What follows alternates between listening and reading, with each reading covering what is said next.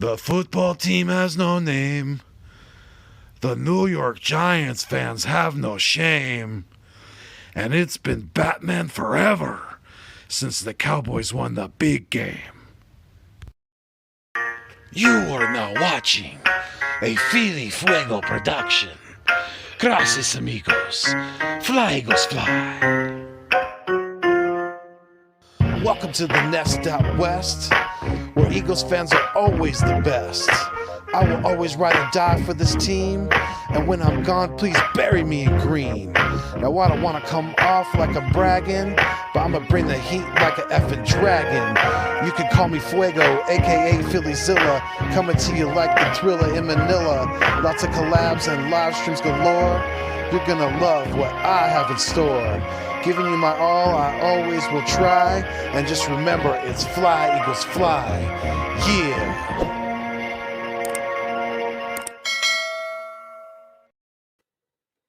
Is good, is going on, and is cracking.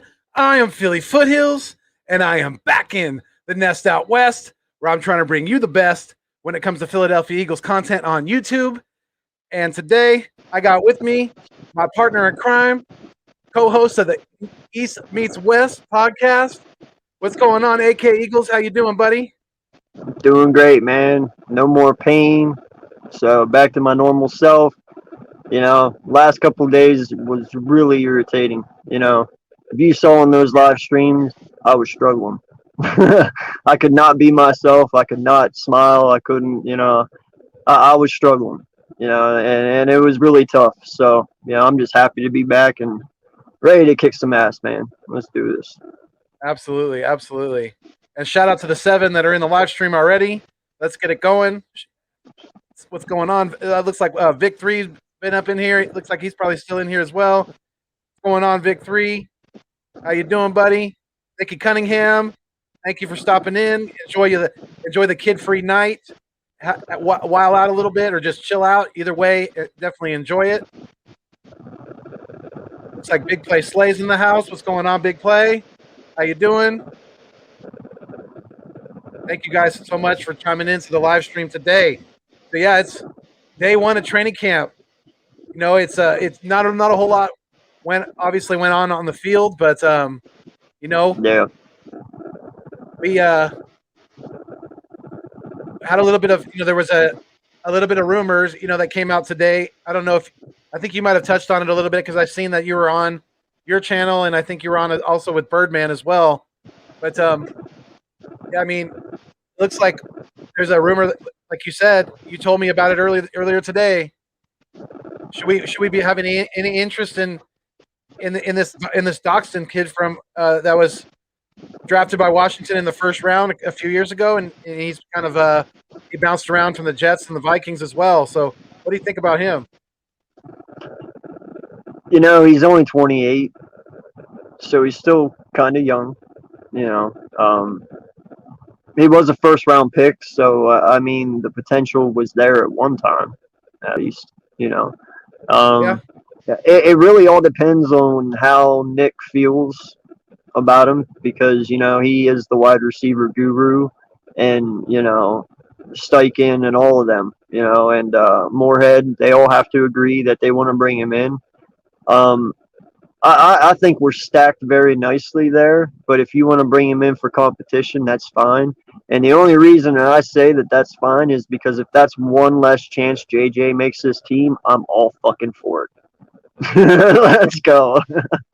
Absolutely. I mean? I got to second that. Yeah, I mean, if that's what you're telling me, if he's going to swap the roster spot, if JJ was even going to get one to begin with, absolutely, yeah, I'm with you, no doubt. Yeah, because I think a lot of us are done with JJ. We're ready for him to get the hell out of Philly and take his umbrella with him. Absolutely, because that shit just does not. It does not cut it on the Eagles. Doesn't cut it. It doesn't matter how hot it is outside. That's a part of football. Suck it up and let's go. If you can't handle it, then get out of here. Absolutely. I mean, yeah, I would tend to agree with you on Doxton. If they're going to bring him in just to see what what he's got, then that's definitely, I think it might be worth kicking the tires on. But he's definitely gonna step up his game a little bit, because I think there's a reason why he's kind of bounced around a little bit. There's for sure.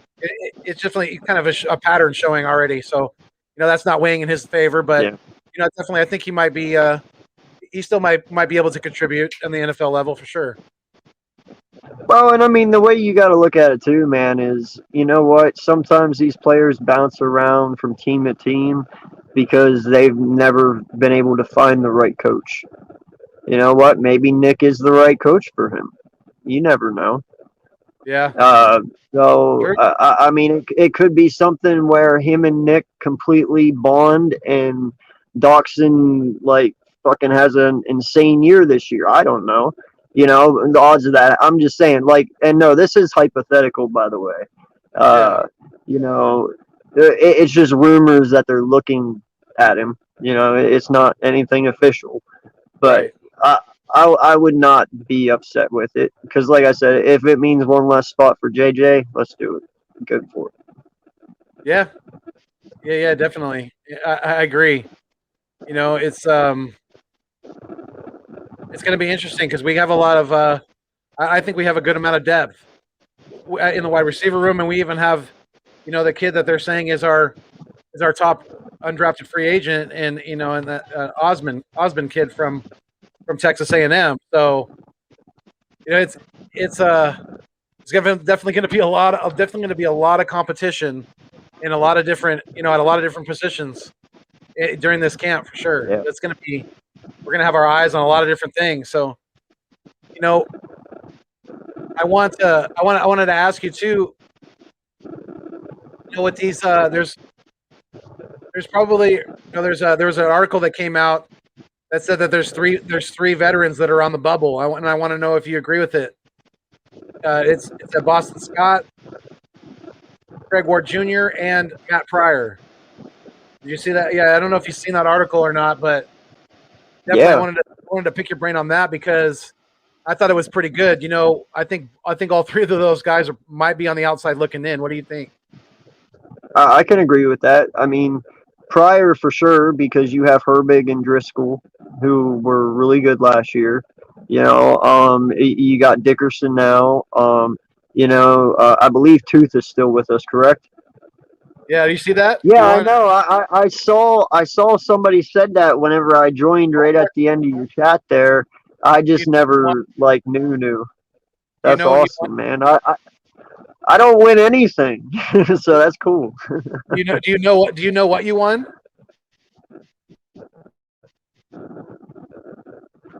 Do you know what you won? No, I don't know what I won. Okay. I wonder if you could tell us. No. Or game. Let us know in the comments what Uncensored won in your raffle. I would like to know. That's cool. Okay, so Primetime, what's going on with Stephen Joyce? Thank you for chiming into the live stream, and thank you Bird Gang 31 also as well. Primetime said I don't see Ward making the team. Yeah, I mean, the only thing Ward has working in his advantage, as opposed to guys like Hightower and Quez Watkins, and even Jalen Rieger to an extent, is his NFL experience. Greg Ward has been a pretty solid wide receiver.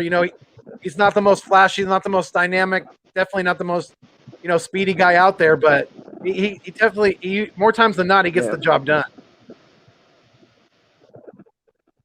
Yeah, no, I agree. I mean, he is a solid piece. He answers whenever called upon. I 100% agree. But there's so many wide receivers right here.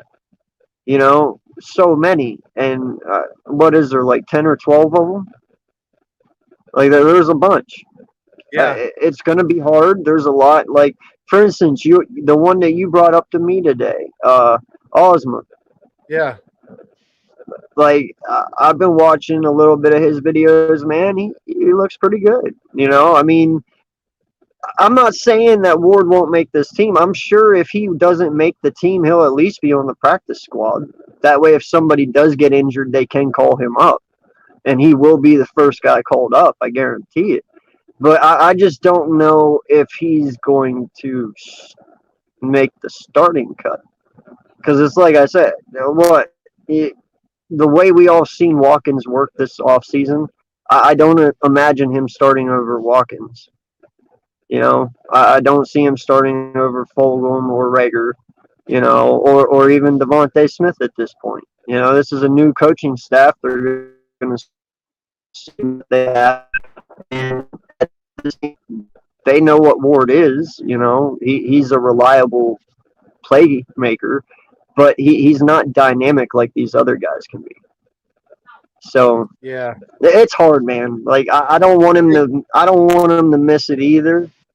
But I think he could possibly, if he's, I don't know if he would be, swooped up by somebody else if we put him on the practice squad, but I think he would definitely be, a strong guy he might be on that practice squad bubble for sure.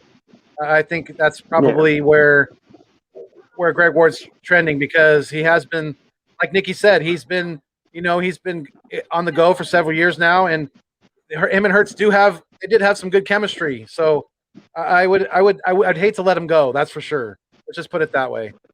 Yes, and shit! I won his Dallas Goedert auto rookie card with a 1 out of 1. Hold on. Yo, that's awesome, man. Thank you. Cool. Hell yeah. I hit the wrong button. Definitely. I guess. Hey, that's karma, man. I believe in karma. And I won that because I hustled the last 2 days through all that fucking pain. This is my payback for that. That's the good karma. Karma has a lot to do with why I always say keep it fuego. That's basically saying try to have good karma, because the last thing that you want to fuck with in this world, in this universe, is bad karma. I've been on Earth for almost 40 years, so I speak from some experience, definitely. Yeah, absolutely. I even Ange does a lot of TikTok, right? I told you about that. Yeah. And I do find myself giving like $5-10 bills to homeless people a lot, because that's who I am. If I see somebody struggling, I'd like to try and help. At least when I can and I have extra to spare. Well, there's this dude on TikTok. He's going around and he's giving people, like, if they give him like a $5, $20, he like writes them a check for like, I don't know, what was it, like a $500 or $1,000 or something. Like, he was giving back because he was a rich guy. I'm like, yeah, I've never hit the rich guy. Like, there's so many good lucky people out there. It's like I'm happy for what I'm doing, but it's like, dude, like I've given some money out to some homeless people, but I've never got the rich guy yet. I'm waiting to get the rich guy. So if you're out there, come to my town, man. We could use the donation for sure. Shout out to the 14 people right now. We got 14 people in the live stream. Tristan Tallman, I just dropped the link in the chat, so everybody come on in. Looks like we got our first guy in here, Big Play Slay. What's going on, my brother? What's up? Am I in the nest out west? I think I am. You sure are. Absolutely. Yeah. Welcome into the nest. Absolutely. What is joining the stream? How you doing, buddy? I'm doing great. How are you guys? We're doing good, man. We're doing good. I had a good day. Got some yard work done, like that, and my man AK, his back's feeling better, so we're ready to go. I'm happy for you, AK. Hopefully your back's doing much better. So yeah. And I hit 150 today too, so that's even good. Hey, man, I've had a good fucking day. My back healed up. I hit 150, and I won a Dallas Goedert card. Yeah. Pretty fucking solid day. Ain't that a coincidence? He hits 150 and I hit 250. Isn't that a coincidence? Right. 250 and 150. Yeah, yes, sir. That's awesome, there man. You go. Keep up the work. Let's get you to 200 now. You deserve it. For sure. Where's your channel? How's your channel been doing, Big Play? You've been liking what you've been doing? I think I have. Good, I have to say so. I mean, hey, the analytics speaks for itself. It's been doing good.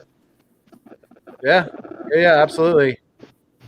So, what do you think about What do you think about those bubble guys we were talking about? You know, Boston Scott, Greg Ward Jr., and Matt Pryor. Do you see any of those three making this team this year?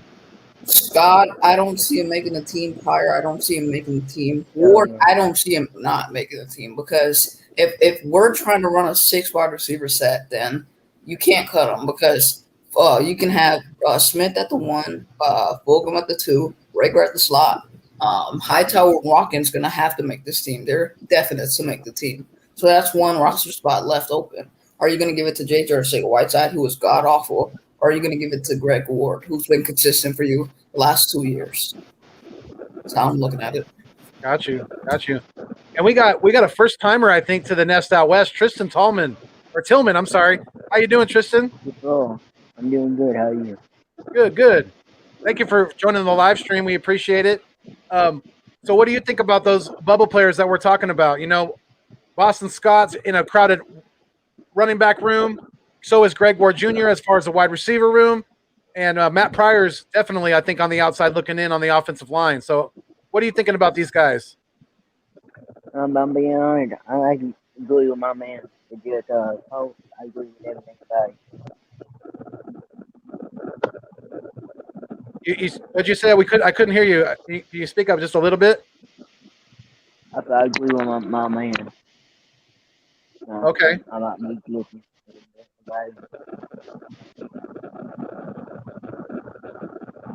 I'm having a hard time hearing you, my friend.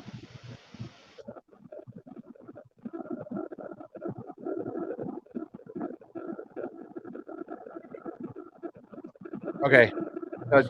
Looks like Tristan might be having some audio issues or something like that. But Tristan, if you can definitely get that worked out, come back in. I'd like to hear from you for sure and get your opinions on this stuff. But yeah, I mean, there is going to be a whole lot of competition at this, on this football team this year. But can either of you guys tell me who our punter is right now? Yeah, that's Because it's not Cameron Johnston. He's gone. no, it's that because Don's a guy, isn't it, or however you say it, the Australian dude, or what is it? The only punter that we have signed on the roster right now is a guy by the name of Aaron Sipos. Yeah, Sipos. He's Australian, right? Yeah, he hasn't played I think he's a rugby guy or something because he's hasn't played in the NFL or anything like that. That's disgusting, dude. That's disgusting. Dude. That's what you want. That's awesome. You gotta get that. You gotta get that sign. Oh. You gotta get that sign. It is signed. Hey, maybe. Hey, you know what? Maybe that'll be our objective week 4. That's awesome. Yeah. We'll figure out a way to get it done. Hey, welcome into the live stream, Bird Gang. How you doing? I'm good, man. Thank you guys, man. Love you guys. Love you guys' show. Thanks for supporting the nation. I want to show big boy, AK, which card he won. You know, Dante won twice, man. That was crazy. He got 2 good cards. But yeah, man. Hey, that's the luck of the rookie right there, because he's a new Eagle fan, so he gets that luck. I was saying, I go, you're a new Eagle fan. You know, welcome to the nation. You better take care of the cards. Even Balby was in there. I thought he was gonna win. I go, Balby, if you win, you better not burn the card. But yeah, it was lit, man. I just want to stop in and say thank you guys. Thanks for all the support from you guys. I love you guys, and wanted to show you your big card there. Gotta get ready for this live with Mitch. All right, man. Yeah, I will send. I saw your message. We were going live right when you sent it, so I'll DM you my address and shit. All right, buddy. Y'all have a good one. Appreciate you, bro. That's cool.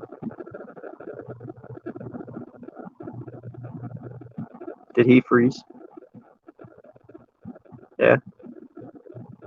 I think he froze.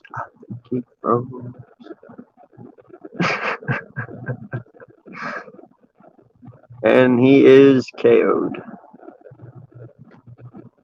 He will be back. Yo, Thomas Jones, thank you for subbing up my boy Big Play Slay. Appreciate you.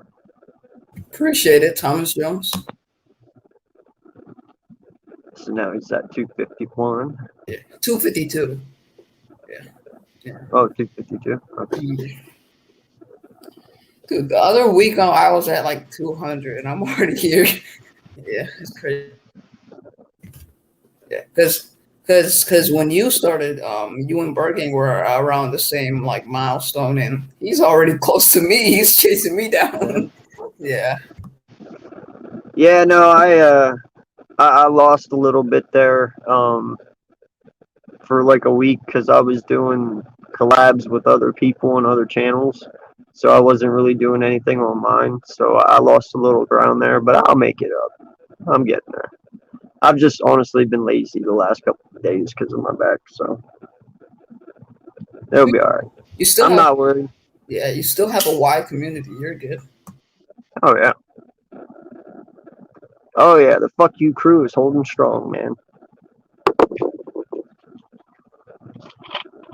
That's right, I said it. Just keep nodding my head. Yeah. So what's everybody up to tonight in the chat? How's everyone doing? Sure my guy will be back here any minute, but until then, oh well, it sucks too because I can't control it. Uncensored. Yeah. Oh, he just subbed you, bro. To you. He subbed to you. Oh, thank you, Thomas Jones. Appreciate you, my guy. Honestly. Yeah. Welcome to the fuck you crew. Yep. Uncensored. So Yes, as sir. this is coming back, right? Sir, I have a question for you. All right. What are your like biggest like well, what are you excited to see going into the training camp, and like what are your expectations for training camp? Just get better each and every day, man. Just gain that chemistry from quarterback to wide receivers, from quarterback to halfback. Just get the chemistry, man. You know, whatever you got to do, I want you going in week one knowing everyone that steps out on that field with you, you don't even have to think. You know what each one is going to do at any moment. You know what I mean? You need to make sure this chemistry is perfect on this offense. You know, and that is our main goal, I believe, you know, because even if you don't have all the talent in the world, chemistry can really take you a long way. You know, you look at Aaron Rodgers and Devontae Adams. They have excellent chemistry, man. Like when those two get on fire during a game, you can't stop them. You know what I mean? Well, that's the way Jalen Hurts and Devontae Smith need to be. Mm-hmm. I got a question for you. Yeah. Who do you think is the best receiver in the NFL?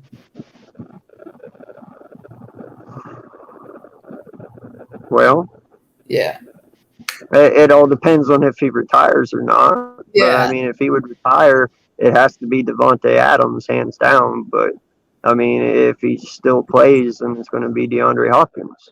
Yeah. See, that's what I'm like. That's what I'm getting. But let me put it this way though, Slay, and you can even ask Foothills when he comes back in, and you have to admit this. I know how you feel about D-Hop, but you have to admit the only person you can almost put on his level is Devontae Adams.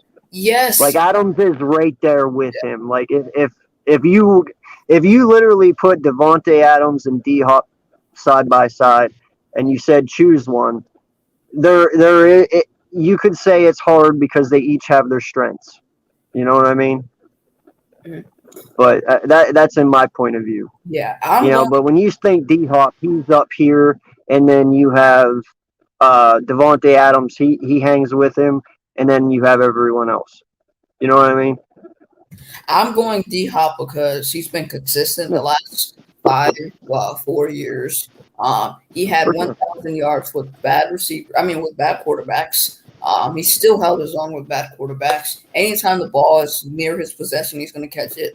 And not to mention, I know Devontae's the second best receiver in the NFL, but he's fallen short of 1,000 yards so many times. And the DeAndre Hopkins, he can put up 1,000 yards. If he can put up 1,000 yards with bad quarterbacks, shitty quarterbacks, and of course Aaron Rodgers and DeAndre Hopkins will be great together. Imagine if Devontae's putting up those numbers. Imagine what D Hop could do with Aaron Rodgers. Oh yeah, no, I made that statement a couple of weeks back. I was like, man, we should all be lucky that Devontae or Hopkins was not drafted to Green Bay. Like, hands down, that would have been the worst thing to ever happen to the NFL. Having Aaron Rodgers and Hopkins on the same team. No, thank you. You know what would be deadlier? Patrick Mahomes and DeAndre Hopkins. That would be even worse.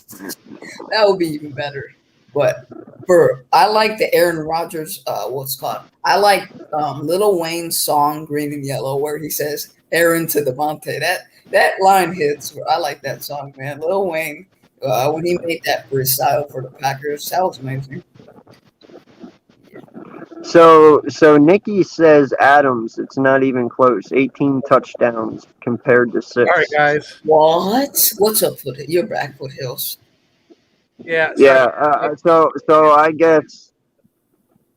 guess what she's saying is Devontae Adams had 18 touchdowns and Hopkins only had 6. Okay, what does that mean? Aaron Rodgers, if DeAndre Hopkins was on Aaron Rodgers' team, of course he's putting up 18 touchdowns, maybe more. If he was on the same team as Aaron freaking Rodgers, if Devontae Adams has 1,300 yards compared to DeAndre Hopkins' consistent numbers, where he puts up 5 seasons back to back in a row, where he puts up 1,000 yards. People say Mike Evans is a consistent receiver, but what about DeAndre Hopkins? We all know Mike Evans is a consistent receiver, but no one seems to understand that DeAndre Hopkins has been one of the more consistent wide receivers in the NFL with terrible quarterbacks. And imagine what he could do if he had Aaron Rodgers as his quarterback. He would be putting up more than 20 touchdowns, maybe at least like 24, maybe break Randy Moss's record for touchdowns in a single season. Because Aaron Rodgers and DeAndre Hopkins would be an amazing duo. It would. Absolutely. That would be dynamite. It'd be very, very hard to stop. That's for sure. Because she said Adams had 2 less games.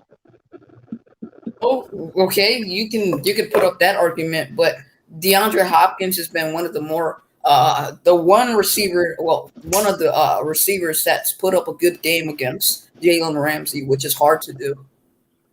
That's Jalen Ramsey, the best corner in the NFL, and he put up numbers on Jalen freaking Ramsey. I mean, it kind of has to do with they're in a really different systems too, because Kingsbury's system is not really used outside of his offense in the NFL, so that kind of has something to do with it as well, in my opinion. Well, and it's like I told you, Foothills, the other night. With only Hopkins, it's Devontae Adams. Them two are in a league of their own. Everyone else is shit compared to them. You know what I mean? Like they're above and beyond everyone else. When you think wide receivers today, you only think of D-Hop and Devontae Adams. Yeah, you can put Mike Evans in there if you want. You can put some of these other guys, but when you get down to the nitty gritty, dude, it's just those two. You know what I mean? Yeah. Yeah, I mean, there is definitely second tier. Guys like Stephon Diggs, guys like Odell Beckham Jr. There's definitely that. Yeah. Tyreek Hill, guys like that. Yeah, they're still very deadly, but they're just not quite the elite. The elite when it comes to wide receiver. DeAndre Hopkins is just completely, in my opinion, he's on a whole nother level. I respect Devontae Adams, and he's also on DeAndre Hopkins' level. But this dude, DeAndre Hopkins, has just put himself up here when it comes to receivers.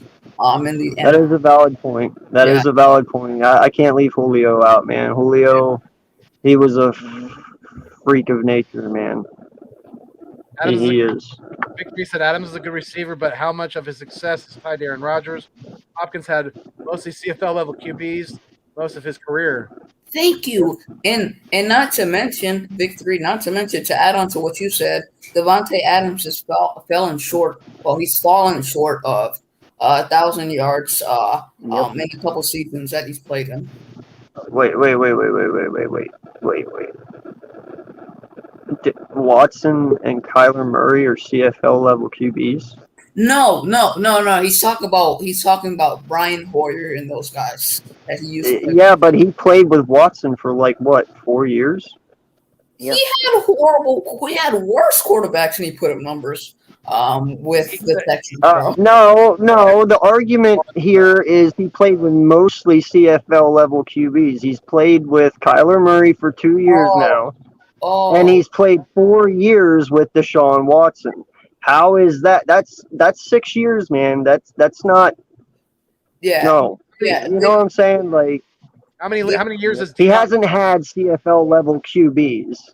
He's had Watson, and now he has Kyler Murray. Yeah, Victory. I think what Victory's trying to say is he's had bad quarterbacks before Watson got to Houston.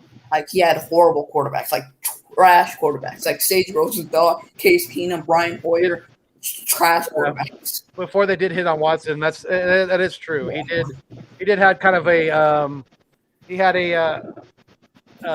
what's the word I'm looking for? A carousel of quarterbacks come through Houston before they hit on Watson. So I think that's where he's coming from. But yeah, definitely Watson and Kyler Murray are not CFL level. Yeah. That's what I'm saying. I don't think Vic's saying that at all.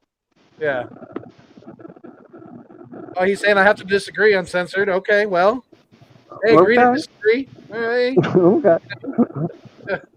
We all have opinions. We all are entitled to opinions, so we got to respect. Nope, maybe maybe Vic's not overly sold on Kyler Murray yet. Maybe that's kind of where he's coming from, or maybe he's not super high on Deshaun Watson.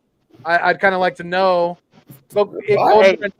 If you can, Vic, come on in the live stream or let us know further in the comments. Come on in, my guy. You know I always respect your opinion. Of course. Hey, I love it. And not just that, man, but you know, I kind of get where you disagree because you know what? When you sit there and you disrespect Hurts and you call him trash, and then you go and you see how him and Kyler Murray played pretty much had the same stats when they played each other. Well, if you're going to call Jalen Hurts trash, then you might as well be calling Kyler Murray trash, right? So, I mean, I guess I understand where you disagree in that notion. Okay. Yeah. So I want to ask you guys this too, and I want to hear from my man Tristan first.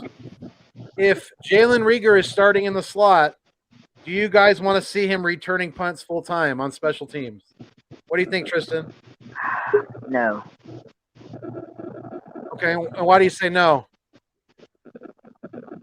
In my opinion, I want more. I don't know.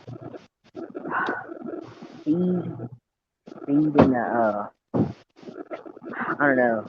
I really don't want him to. In my opinion, I don't really have a answer. I just really would not like him to.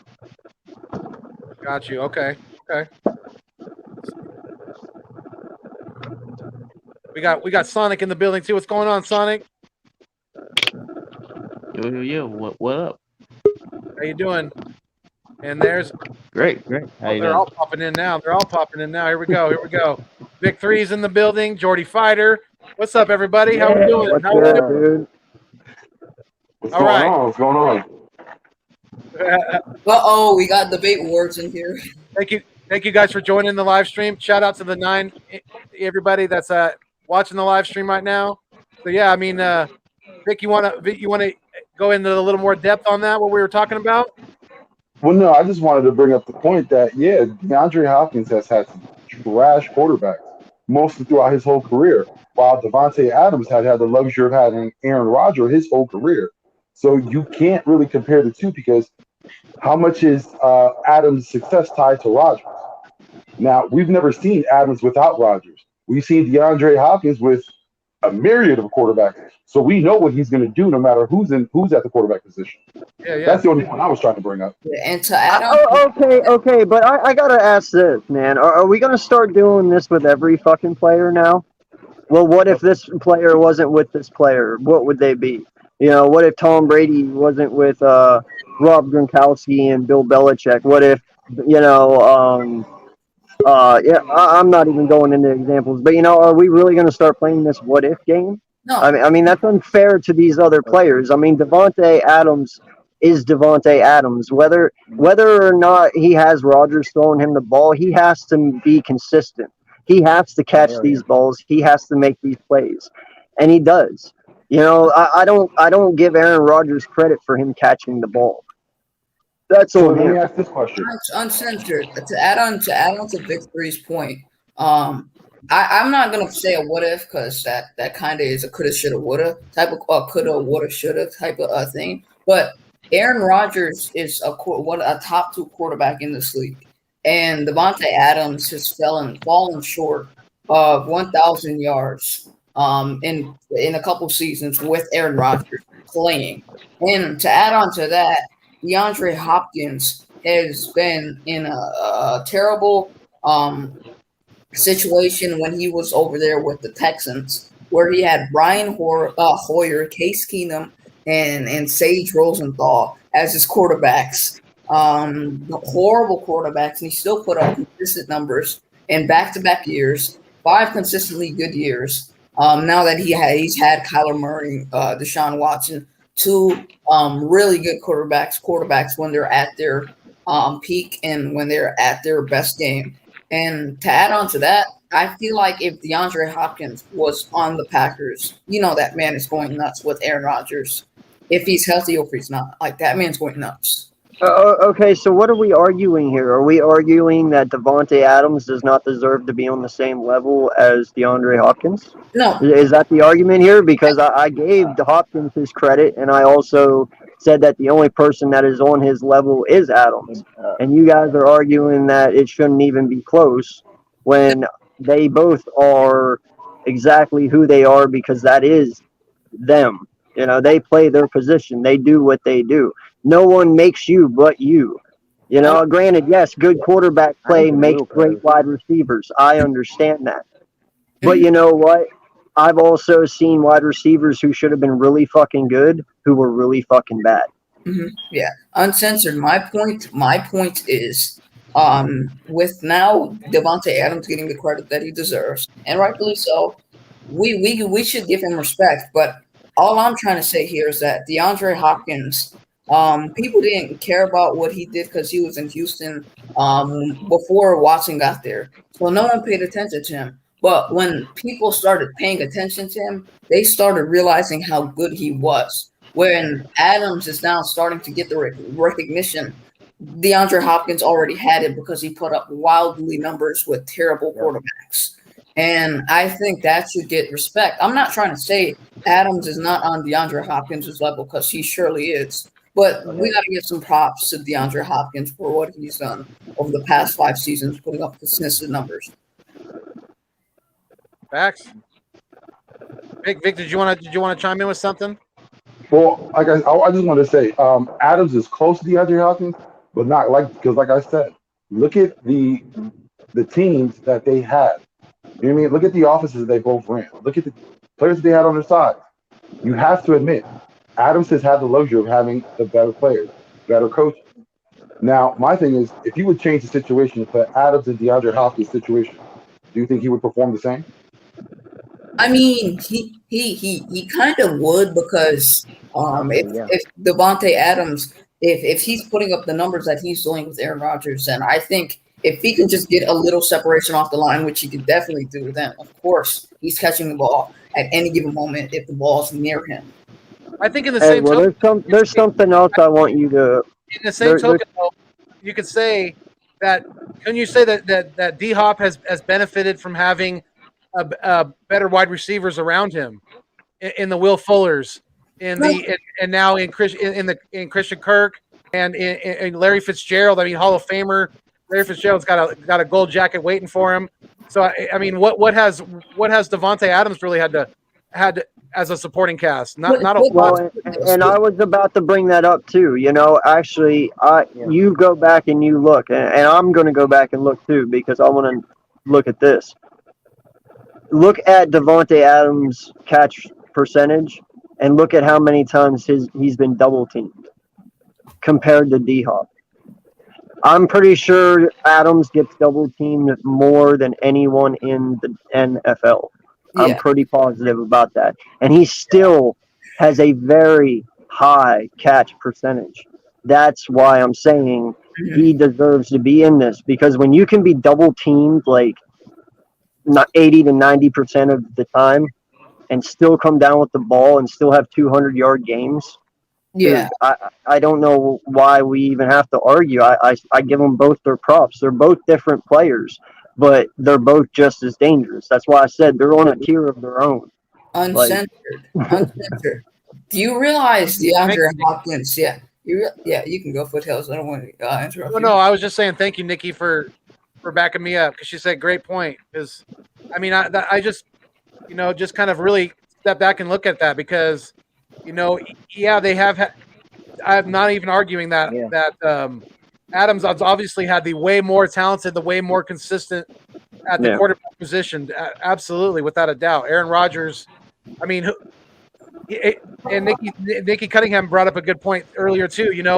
Good quarterbacks make good wide receivers look even better. So, and I think that's very true with Aaron Rodgers and Davante Adams. I do. Yeah, I want to just touch on your what's it called statement of Foothills.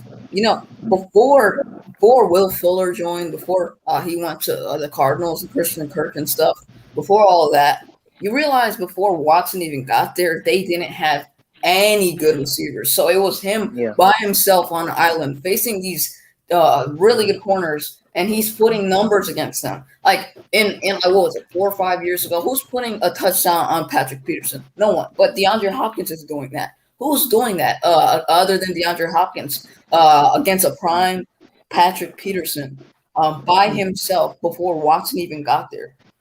So we got to take that into consideration. And to Uncensored's point, yes, anytime Davante Adams has the ball in his possession, he's going to catch it. Well, let's give the same for D-Hop. He didn't drop the ball a single time in 2018, and people started giving him recognition because of that and his underrated route running skills. What's going on, MK? Yeah, but I'm also pretty sure that Davante Adams holds the record for the longest streak for having catches in a single game. But that's something that Hopkins does not have. Uncensored. Did Davante Adams take Dante Hall at the NFL by breaking his knees? You remember that? Did you not see the? Did you not? Do you remember when? Do you remember back when Dante Hall had a lot to say, and Hopkins just took him out the next play and retired him? Are we all gonna forget about that? The man literally retired another player in one play. Uncensored. For me, I'm just gonna say this. Julio Jones, you have Calvin Johnson, you have Randy Moss. You have a stratosphere of receivers that only the highest of high gets there. I'm not saying that Adams is a bad player or is a decent player. He's on his way there. I just don't think he's made that move yet. Okay. And DeAndre Hopkins has been consistent. No, I got to argue that. No, I'm talking active players. I'm not talking players who are retired. You can't. I'm not just saying just retired players. I'm just saying there's a certain level. When you get there, you're going to be part of the Randy Mosses. You know what I mean? The Julio Jones. Yeah, but I'm saying as active players right now, the only one who is on Hopkins' level is Davante Adams. That I have to agree with. But and that's what I said the whole time. Uncensored. Remember when you were talking about catch radius? Remember that play that DeAndre Hopkins made against the Bills against 3 defenders? Julio Jones is making that catch. Metcalf is making that catch. But the way he did it and how the ball got to him, and he's just looking up at the ball, and these guys are just triple teaming him and double teaming him, and just he goes up for the ball and he just catches it. Tell me that's doing that, bro. He went nuts in that game. Like Yeah, like I said, he's on his way there because the honesty to argue about it is splitting hairs. Again, I think that he's on his way to that level, just not there at the moment. We'll see next year when Aaron Rodgers moves on to another team and it's solely Devontae Adams' team. We'll really see what kind of player he is. Yeah. So let's bounce back to a little bit of Eagles talk here. I want to know I want to get your guys' opinion on the linebacker position. It's been kind of a not a very solid position for us in the past. We haven't had a dominant middle linebacker, very consistent for several years since Jeremiah Trotter. So I want to know from you guys, do you guys think that is linebacker finally going to be a strength for this football team this year? I mean, let's go. Let's let MK go first. yeah. Thanks, because I actually have to get off in a minute Okay. to go to Bird Gang stream, but I'm just here to congrats AK on Uncensored. Congrats, my guy. And just like really proud of you. Really proud of all you guys. Like seriously. Thank you, man. Yeah. For the linebackers, to be honest, I haven't been thinking about the linebackers as much because Steven Nelson kind of threw me off track. So I need to go back, evaluate. So what I'm going to say now, it's like 50-50. That's what I got to say. I got to say, see how Eric Wilson does. I got to see how what Kendricks, and I got to see how others do. So for me, I'm 50-50 right now. Gotcha. I think this Seahawks fan, the King, is jealous that I stole the name. I took the name first because looks like he's wishing that he could have thought of the Nest Out West first. That's Lose, funny. you lose. Right? I mean, Playing Seattle this year? yeah. To be fair, the King. There's more Eagles fans that say that because, Billy Foothills came up with that name because we are the Eagles and the Nest. That kind of originates us. No one's saying the Nest Out West with like a Seahawk as a bird and they're in a nest or something. No one's thinking of that. That's more of like an Eagle thing. Yeah, it's plain and simple. I mean, he's the Nest Out West because he lives in the West. That's right. And eagles lay eggs in a nest. In the West, it's best. It's that simple. And as I It's a said, West podcast is for the best. Nest too. So let's see. Tristan Tillman, what do you think about the linebacker position this year? Well, I honestly haven't been looking at it the same as he has. I also agree that it's probably not going to be an amazing year. I think it'll be a bottom for the team. Okay. So Sonic, do you think do you think this is gonna do you think linebackers might be finally a strength for this football team in 2021? Exactly. Eric Wilson. That's all I gotta say. I still can't believe we got him. Like, I still Right. can't believe it. Vic, what do you think? Well, I think, every year we come into looking at this linebacker position and we come out hoping that we did more. I don't think at the moment we did enough. Yeah, we acquired a linebacker, but we still have the same guys that are here last year. And we don't know, we can't make head or tail out of it at the moment. So I don't think this is going to be a position of strength this season. Okay. Big play. Man, you know how to suck the enjoyment right out of a fucking room, don't you, bro? Hey, man, I'm telling you, I got to be honest. Yeah. Still love you, man. All right, I gotta head out. Gotta catch Hey, Bird Gang. So Peace, congrats okay. again, guys. Take Congrats care. again. Thank you for stopping in. Yeah, Appreciate you. stop by Bird Gangs. I'll be there. All right. No, bud. Peace out, Peace. okay. Yep. All right. So big play. What do you think about the linebacker position this year? Do you think it's going to be a position of strength? What do you think? Iffy. I'm really iffy on it because inexperience. But I think what I can say is that we have depth at linebacker. Now where you add Eric Wilson, you have Sean Bradley and Davion Taylor. It's your depth guys. They could start. We don't know that, but you have guys like TJ Edwards and Wilson Singleton. You have depth there, but it's inexperience. But I think it's really iffy. I just got to see something on the field first. Got you. Okay. And my man AK, what do you think? Listen, man. Singletary had 100 tackles last year for us. All right. If he can come out and duplicate that, Wilson had 100 tackles last year. If he can come out and duplicate that, that's 200 tackles between two players. Yeah, Pretty fucking good. Singleton, Okay. Singleton, It's my turn, dude. yeah, Singleton has to bulk up.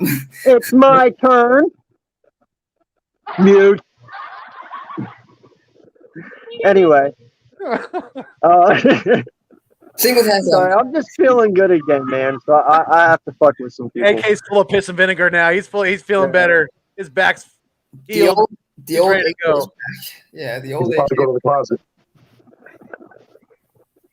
So anyway, listen, I have a couple dark horses for this linebacker group. Do not sleep on Avery. I'm telling you right now, do not sleep on this guy. Avery is going to probably show up this year. All right. Now, Bradley is ready to play now, but Taylor has the higher upside between both of them. He's more athletic, and he's fast. He can get to the ball. We do have a lot more pass rushers than we do have drop back coverage linebackers. That would be our weak point, and that's our issue, because only Singletary and Wilson are really good drop back coverage linebackers to where the other ones are not. Now, hopefully one can develop one, or at least be decent. But that might be our weak point, is pass coverage when it comes to linebackers. But for a rushing standpoint, it should be pretty decent. Okay. Yeah. Singleton, bro. Singleton. I think my dark horse for the linebacker position is Jacoby Stevens. I think this kid is going to come in and make some noise. I really, really do.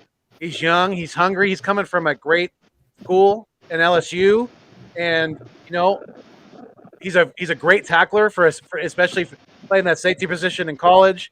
I just think he's a guy that some people are sleeping on. So definitely keep an eye out for Jacoby Stevens. Definitely, because I think he's got that. He's definitely better in playing against the run. That's for sure. So he's going to make it. I think he's going to make a really good linebacker, and he's got that. He's got enough speed to be able to cover some tight ends too. I think so. That's my dark horse for the linebacker position for sure. Yeah. Yo, did you see that Singleton? Yep. Shaved his head. Like, dude, that was your fucking trademark. Why'd you cut your long hair off? Dude, he needs to bulk up instead. He needs to get those noodle arms to big arms so he can start. Shut up, mini-me. No, I'm not mini you. Heck no. I'm just playing. But what I was gonna say is Patrick Johnson, the 7th round pick that we got, is he a defensive end or is he a linebacker? Defensive end. Oh, he's a defensive end. Okay. Yeah. No, but I like your Stevens pick though, bro, because I think we're going to use him as a linebacker and a safety. I think he's going to be interchangeable. Yeah, he's going to double the field. Yeah, I think so too. So bro, y'all are sleeping on Nathan Geary, bro. I don't know what y'all talking about. That's the greatest linebacker in Eagles history. I've never seen a linebacker like it. Kick him off this channel. Don't put the Raptors. There's still a possibility that if someone goes down, he might still resign him. Put that evil on us. Kick them both off this channel. We're just playing. No, there is. I don't think there's a chance in hell that he's back in Philadelphia. I don't think so. But Vic, I'll take Hendricks before him, man. Oh hell yeah! I'll take a in a third. second. over Nick I'll take Gary. a third string linebacker over Nathan Gary, bro. I'll take a third string linebacker. There's some guys at the high school down the street that I'll take over Gary. Dude, there's some elementary kids that I'll take over to Nathan Gary, bro. Yeah, there's a couple free side take over him. Yeah, there's Pop Warner kids. There's a reason why he didn't even make it. He didn't even make it to the Niners camp, guys. I mean, they're like, no, we don't want. They looked at some of his film from last year, and they probably asked John Lynch. They're like, what the hell are you doing, even signing this guy? What the hell are you doing? There's some Pop Warner kids better that can tackle better than him. Yeah, dude, I think my dogs can tackle better than he can. I really do. A cat can tackle better than him. So Vic, I put out the question earlier, you know, and I've been hearing a few people talk about this before, but if Jalen Reagor is starting in the slot this year, do you want to see him returning punts full time? Full time? It all depends because we got the rookie Gainwell. I think there was another one possibility of Adrian Killings, who could still do it. I don't know if you would have him doing it full time. You might want to see him come in, see if he can, handle that workload. But yeah, right off the bat, no, I don't see him doing it. Yeah. Gotcha. Okay. Hey, play. Go ahead. All right. No, I don't think we should because first of all he's a starter, and there's other guys that can do that other than him. Okay. And I do have to go though, Foothills. But congrats on 1,000 subscribers one more time. Wait, before you go, Djax was a starter, and he always took them. Well, I was going to say that they might use him sparingly like they did Djax. When it's like an important situation, they might get Reagor back there. Uncensored, bro. You know our coaching staff, bro. They did a lot of things last year that were questionable. I wouldn't have done it because Djax was old. He was very old, and he could have gotten injured if he was back there returning punts or kicks. Miracle Meadowlands would have never happened without Djax. Yeah. Facts. Or Jason Avant. Yeah, I know that, but he also has a punt return on his record as well, and he's only how many kicks did he return last year? 3? And out of 3, he already took 1 back. And on that one he took back, it didn't even look like he was running full speed. It looked like he was. He was going probably about 80%. It didn't even look like he was going full bore, So, I definitely would like to see him, maybe not full time, like I said, but I definitely like to see him get some shots back there. If it's a rotation of him and Gainwell, or him and Gainwell and maybe even Quez. That might be another way to get the ball into Quez's hands because we've seen that guy could be very explosive. He's dynamic. He's got that burst that you like to see on special teams. So, Quez could possibly get in the mix too there. Mm-hmm. Yeah, but all honesty, though, I have to go though. All right, go do your homework. Go do your homework. Mm-hmm. Go make sure you wash the dog. Take out the garbage. No, congrats on 1,000 subscribers, man. Those milestones are gonna keep toppling, and hey, congrats, man. But fellas, I gotta go. Peace. All right, buddy. Take care. All right, big play slays out. Sonic, are you still there? Yep. So, who do you think, Sonic, who do you think see starting on the opposite side at safety of Anthony Harris start of the season? Do you think it's going to be Kevon Wallace? I would say Ron McLeod, but he's going to get injured. But we don't know what he has, and he might get injured. So, well, he is currently injured. Yeah, McLeod is. He's still on he's still on the disabled list, definitely. So, and there's question whether he's even going to be ready to be go week 1. So that's why I posed him that question. Yeah, who's the guy we drafted last year in 2020? Because I forgot. Kevon. Yeah. Yep. Kevon Wallace. Yeah, him. Okay. Yeah. Uncensored, what do you think?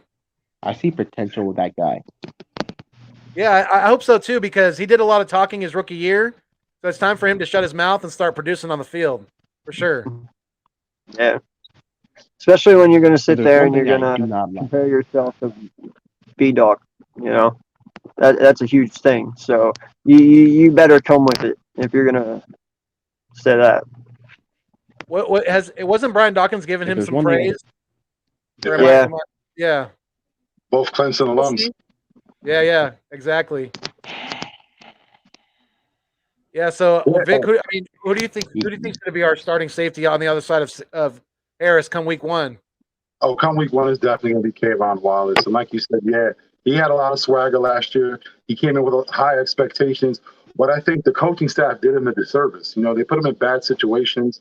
You know, I think this year he's got his head in the playbook. You know, he's another year stronger. He's been in the NFL. He knows what's expected of himself. And I think now he's just going to take that and run with it. Yeah. Gotcha. So I got a question real quick. Do you think that they split him and Stevens during the games in that role? Yeah, like I said, there's a good possibility because with those two, you know, Kayvon has been all around. He's played the linebacker position. He's been a cornerback. He's played the safety position. So if you think about it, you put him and Stevens on the same field, you don't know what's coming at you. You don't know if there's a blitz. You don't know if one side is coming. You don't know if they're both going into coverage. And the good thing is if they both are into coverage, they can handle it. If they need to blitz, they can handle it. They're good all-around players. Yeah. Yeah. Yeah, no, I agree, man. No, sorry. No, it's cool. It's good. I was just gonna say it's not like Kayvon has a whole lot of playing experience over, you know, because he played sparingly in his rookie year, and on top of that, they're both coming into a brand new defensive system, so they're on the same playing field when it comes to that. They're on the same learning curve when it comes to the whole new coaching staff, the whole new system. JG's got a whole new, you know, style of play as opposed to our lame duck Jim Schwartz. So, you know, I think you guys have a good point. I think there definitely could be a good mix of the two, especially early on before McLeod comes back. Yeah, like I want to put it like this: you literally could say Kayvon could be our Jamal Adams, so to speak. And you got to think about it too. You have Harris who's on the team now. You have a knowledgeable veteran who could pass on, you know, some good information to our young guys, and only can help them out. Yeah, Yep. That's why I love the Anthony Harris signing, because I know that he's going to kind of step into that veteran leadership role even in his first year. I think he's because he's got that respect in the league. He's definitely put in the work, and he's been at a pretty high level. You know, so the guys are definitely going to listen to him. And when he tells guys to shut the fuck up and stop tripping at the other guy, stop getting penalties and things like that, they're going to listen. You know, they're not just going to be like, oh, who's this guy? But I think they're going to really take that respect for sure. Yeah. And I don't want anybody to get their panties twisted here. When I compared him to Jamal Adams, I wasn't saying he is. I'm saying they play like each other, as in they play the same positions. He can play linebacker. He can play safety. You know, they play multiple positions. He could be that role type player. I wasn't literally saying he's going to be Jamal Adams. I know somebody will twist that up somewhere, so I'm just clarifying that right now. Yeah. I mean, God, if Kayvon Wallace can get anywhere near a Adams level, that'd be awesome. That's going to be so good for us. Absolutely right? Tremendous. Yeah.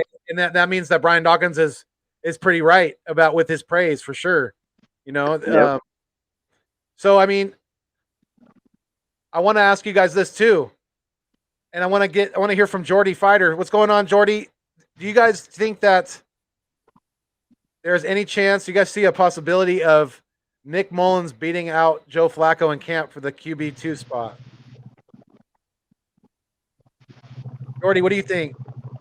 Honestly, I think there is the possibility, because with Nick Sirianni, there's always the possibility for competition, and that's what Sirianni wants. I think Flacco's here for more of a McCown type role, where he's more of a teacher and not a player, so to speak, because you're not going to see him get much playing time, if at all. And when you do, it's going to be fourth quarter closeout, like game's already decided, just going in to relieve Hurts so he doesn't get hurt, like this team's done in the past. You're not going to see Flacco come in doing anything special, but Mullins could be that guy. It depends how they see him. It depends how he does, because last year I think there was some good and bad, but only time can tell. Okay.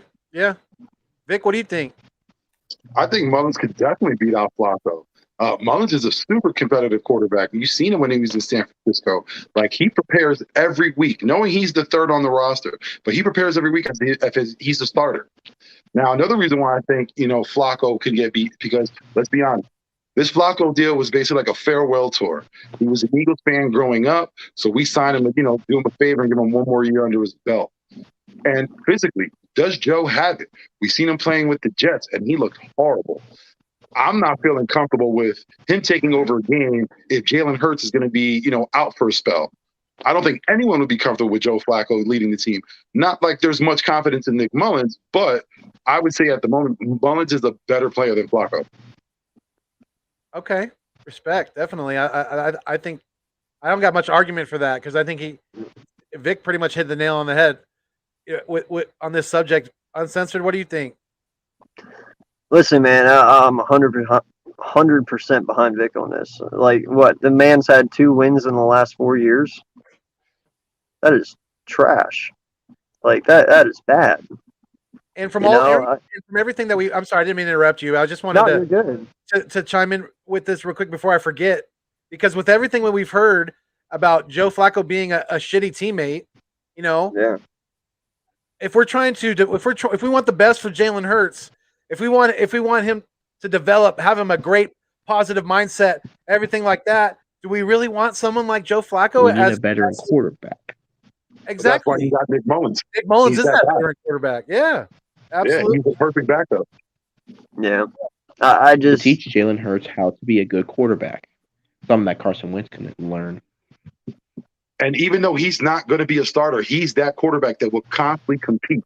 No matter what, like I said, he knows his position, but that isn't going to stop him from competing. And that's what Jalen Hurts needs. He needs someone, no matter what, to be right behind, nipping on his heels. And I mean, I'm not going to lie, bro. If something would happen to Hurts and it came down to Flacco or Mullins, athleticism alone makes Mullins the winner. Because what the fuck is Flacco going to do? He can't do anything. He's not going to go anywhere. He's not going to scramble. He ain't going to do anything. At least Mullins can get out of the pocket. You know what I mean? Like, I just don't see how you're going to turn it over to a 38-year-old quarterback whenever you have someone who's 27 and still has a couple years experience and hasn't been that bad. Well, here's the thing on that. There's certain times you're going to want someone like Flacco. There's certain times you'll need someone like a Flacco if you just need someone who can come in, manage the game like Chad Henne did last year in the playoffs, but you probably won't need Flacco in playoffs, but if you need someone that can just come in, manage the game, and finish it out, a vet quarterback, Flacco's the guy.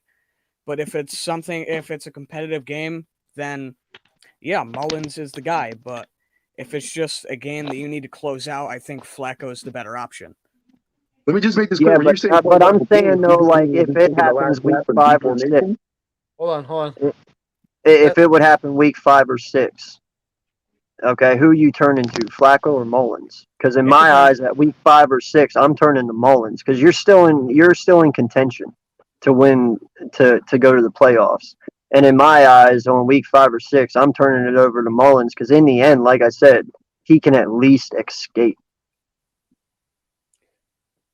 Well, yeah, if Hurts were to go down long term, then it's definitely Mullins. But if not, if it's just one game, I think Flacco's the guy because okay, I get that's because that's the situation he can be put in where he can just close out the game. He doesn't need to do anything big. So you're saying one game scenario, Flacco, multiple games, it'd be Mullins. Well, and in that one game scenario, I'm saying a game that's mostly decided. Gotcha. Now, when you're saying closing out the game, you're saying he's only in for the last play, V formation. Let me take a knee. Like we're winning 42-0. Like come in and just finish out the game.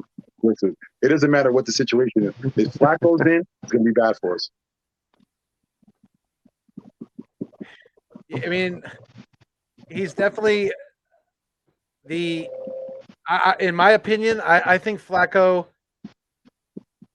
is a couple years past anything close to being, a above average quarterback. He didn't show a shit in Denver. He didn't show a shit in New York. So, a lot of people want to say, but he won a Super Bowl. No, that defense won a Super Bowl. He just managed the game very well for that offense. And Anquan Bolden. Exactly. Had weapons like Anquan Bolden, things like that. So, I mean, there's definitely, the Tory. Anquan Bolden. Now I do have a question here because my history's a little blurry because did they have Ray Rice that year What year? that they won the Super Bowl? Yeah. Flacco? No. That was Jamal Lewis. Yeah. Jamal Lewis. Okay, yeah. He was one hell of a halfback too. So, yeah. Yeah, he I definitely think, if I'm was. not mistaken, he had a 2,000-yard season or something really close. Yeah. Yeah. Shout out to Joe Castro, Philly the podcast, chiming in. He says Flacco defense won the Super Bowl. Facts. Absolutely. They did. I credit a lot of that. Ray Lewis. One person, man, Ray season. Lewis. So that's all you got to say. Ray Lewis. That's it. That's it. Enough said, right? Enough said. Yeah, a Trent Dilfer-led Super Bowl win. Right? Exactly. I mean, guys like Trent Dilfer and Joe Flacco can win a Super Bowl, then anybody can. No. Well, that's kind of like us if you look at it, because Nick Foles is our Trent Dilfer. In a way, he That's is. why I always make the fucking argument. Did that team make Carson Wentz, or did Carson Wentz make that team? Because you literally won a Super Bowl with a guy who doesn't win anywhere else but in Philly. That's why I'm saying, did that team truly make Wentz, or did Wentz make them? I mean, yeah, he played lights out, but it seemed like any quarterback could have played lights out, in my opinion. Yeah, that's a good argument, because when Wentz went down, the whole team rallied behind, Foles. So, yeah, there's credence to that. That the postseason Still for miss Flacco is Foles, though. way, way behind him, though. He's nowhere near that quarterback that he was. Even if he did, I think he did put up pretty decent stats. I think Castro's right. He did, have a pretty good postseason that year. Yeah. Their defense definitely led the way for that team. That's what my point was for sure. It's not like they were an offensive juggernaut or anything like that. They definitely put up some points, but they weren't the greatest show on turf or anything like that. If anything, this Flacco signing reminds me of Chase Daniel signing. It's a quarterback that's getting paid a good amount of money to basically just sit around and hold a clipboard. Oh, for sure, man. He made $2 million with the Jets. They were paying him $2 million. He comes here and makes $8 million. Do you not see something wrong in that? I do. How did you get paid more to come here? Like, what? And how is potentially your backup quarterback going to be making more than your starting quarterback? Right? Like, what the fuck are we doing here, man? Yeah, I definitely agree. Another genius move. That's all Howie. That's Howie. Yeah. Hey, let me ask a question. Go ahead, Vic. Earlier today, there was reports that now Chandler Jones of the Arizona Cardinals is requesting a trade. Yeah. What are your thoughts? Do you think there's a possibility, or should we look into going after him? And if so, what are we going to give up? Bro, I already made the comment yesterday. Give up Barnett and maybe like a second and just start him immediately. There you go. Problem solved. Yeah, I was looking at maybe getting Barnett and Hurts involved, because they're going to need a tight end. They're not going to give up Chandler Jones for anything. So might as well throw Barnett and Ertz in there, and hopefully we can get Jones in a draft pick. Yeah. Could you imagine and then have Chandler Jones start immediately. That I think that would definitely make our linebacking core a strength of this football team. I really do. With those three, him, Eric Wilson, and Alex, yeah, that's a pretty strong starting linebacking core right there. I would trade Barnett, Ertz, whoever the Cardinals want, that even you want to throw Dillard in there too. I might The only thing I don't know is what his cap hit is, because I know Chandler Jones is pretty pricey, correct? I think this is the last year of his contract. But what is it though? I want to say probably like 15, 16, something like that.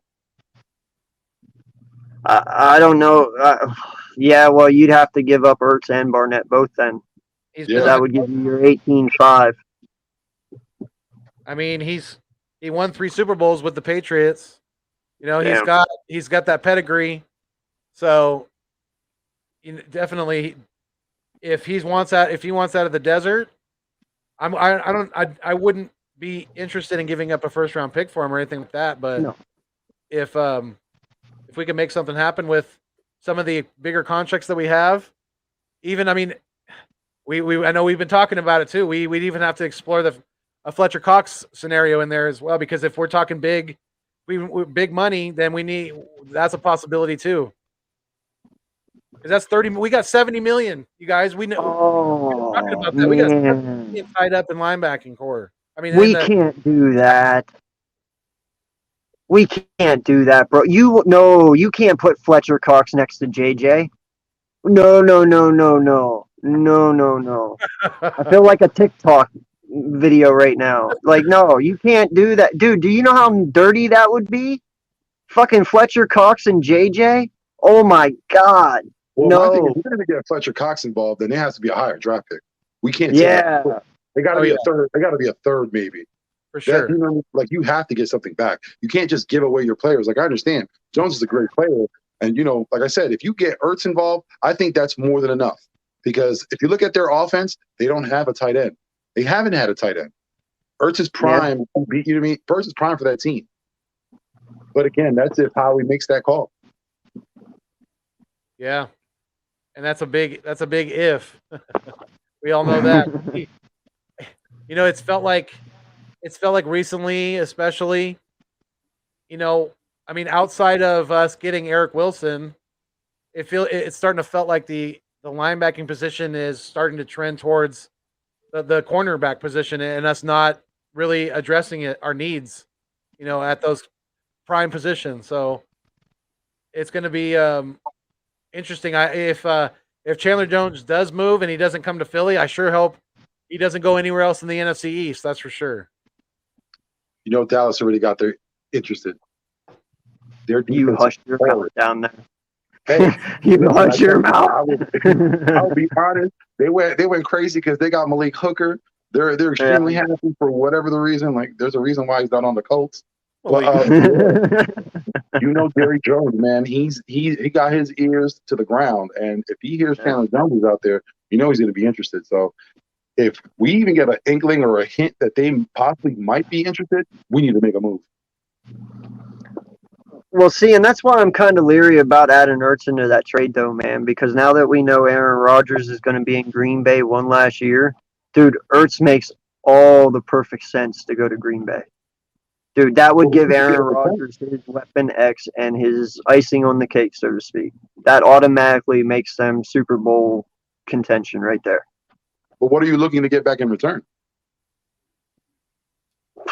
That's the question. In that scenario. No, man. I mean, at this point, what are we thinking? Defense. Yeah, the Packers have a great defense, and at the moment, I don't see them trying to part with anyone. Yeah, no, just like a fifth, man. I'd be happy with the fifth at this point. Wouldn't you be? Just to get it over with, to free up the cap, to be able to just make some more moves if we have to. I think for Ertz, we can't accept anything less than a fourth. I got to agree with that. All right, well then a fourth, whatever. Yeah, if it's a fourth, sure, but yeah, anything less than that, we're gonna have to move on. Yeah, I think the Lions kind of the fourth round pick, definitely, because you go past that, then you're not. I mean, you're going further and further into the drafts, and just then you got to hope for a deep draft class and things like that, and it doesn't necessarily always go into the 5th and 6th rounds, things that deep. So. Yeah, I would hate to get anything less than a fourth for Zach Ertz. Really would. Especially for everything that he has put into this team and all the the drama that he's had to deal with and the just all the negotiations and things like that have kind of gone off the rails. It's just it's not always Howie's definitely not the greatest at at negotiating when it comes to players and things like that. But I mean, if Zach Ertz needs a fresh start somewhere else, then we should make it happen for him. Yeah, no, I agree, man. Like I told you, he's a good option at tight end too. If he stays, that's awesome. I love him. He's my favorite. Other than Selleck, but I just want what's best for the team, man. And if that means him being here, then so be it. Agreed. Whatever. Yeah, so I mean, Jordy, who do you see starting at now that we got Steven Nelson? Who's going to be our CB3? Who's going to get that starting spot in the nickel? Honestly, I gotta say Maddox, as much as I hate to say it.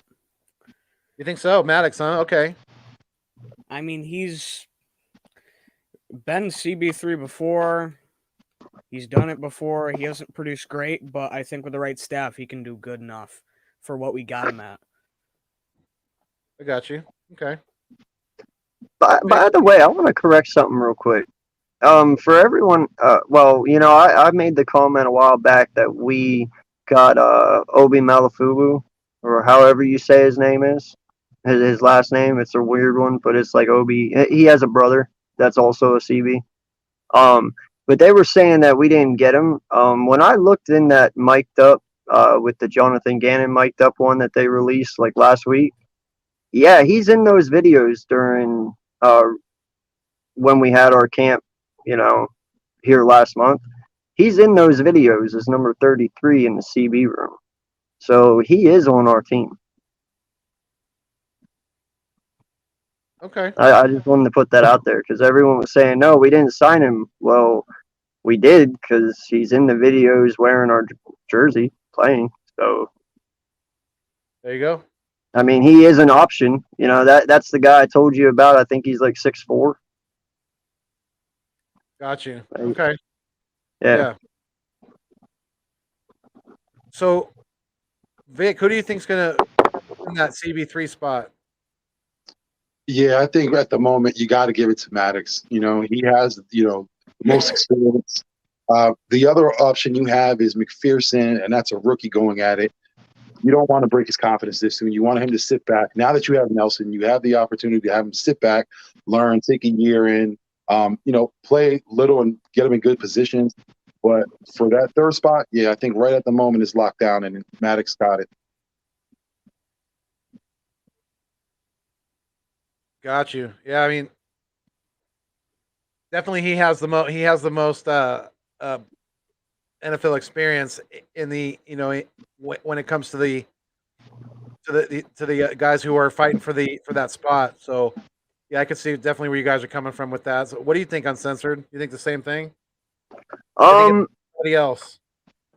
Well, I mean, I still have some dark horses. Like I still want to think highly of Jaquette.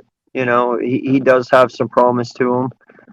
Maybe Gannon will be able to get a little more out of him. But that remains to be seen. We'll see in preseason here if he develops to be a little better. And then that other dude that they said is kind of Richard Sherman-esque, that Shaquille Taylor or whatever the heck his name is, the corner. I hear good things about him.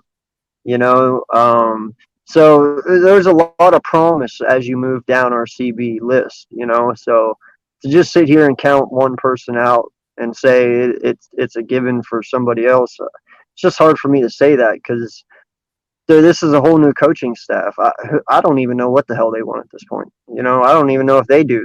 They're still trying to figure it out at this point. Yeah, for sure. Well, they are. There's so many unknowns on this football team. It's going to be going to be a lot of microscopes in a lot of different areas in this training camp. So definitely, we're going to have our work cut out for us as far as Eagles content creators. But Sonic, who do you think is going to be our CB3? Maddox. I mean, he played slot before, and he's done really good. Okay. I think Josiah Scott's got a good chance to beat out Maddox for the CB3 spot. You know, he played a lot of that where he came from, and he wasn't overly successful, a lot like Maddox, but they do have, you know, similar experience. So I think he's definitely going to give Avante a run for his money for that CB3 spot. I do. I like Josiah Scott. I think he does good with the more, you know, the more shifty guys in the inside. So yeah, I think he's got a good chance.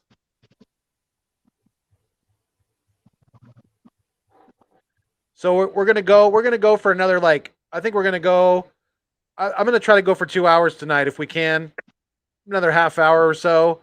But I want to see if you guys have any kind of topics or questions you want to throw out there we could talk about.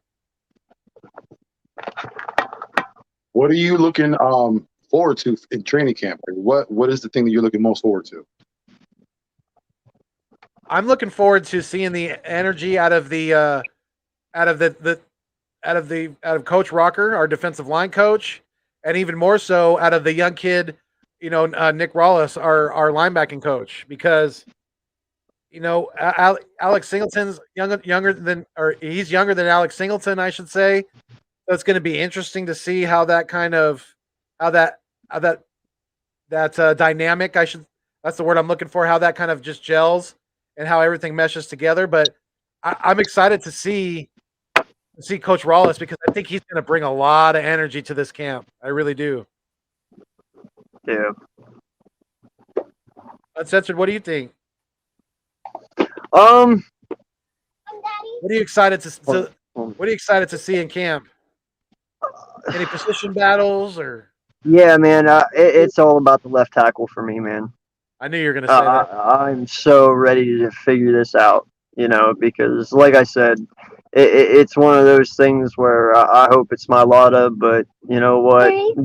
Dillard could completely surprise me. So I'm going to definitely be paying close attention to that one. Yeah, so if Mailata beats him out, I mean, are we going to potentially have a former first round pick coming off the bench? That's gonna be interesting.